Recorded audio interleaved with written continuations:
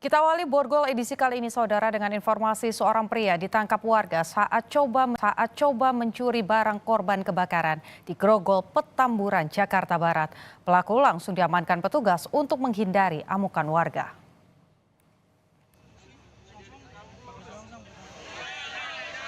Pelaku memanfaatkan kepanikan warga yang ingin menyelamatkan harta bendanya dari kobaran api. Namun saat mencoba membawa kabur televisi milik salah satu korban kebakaran, dirinya kepergok korbannya. Pelaku yang tak mengenakan baju langsung tertangkap dan diamankan petugas keamanan setempat.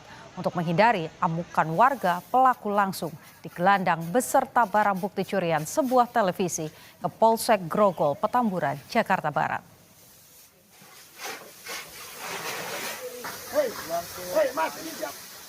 Warga membantu warga yang korban, ada kesempatan beliau masuk ngambil satu titik kecil ketahuan sama pemiliknya.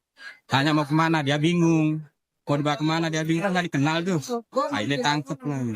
Sekarang udah ditanganin sama dari pihak kepolisian. Direktorat Reserse Siber Polda Jawa Barat memburu konten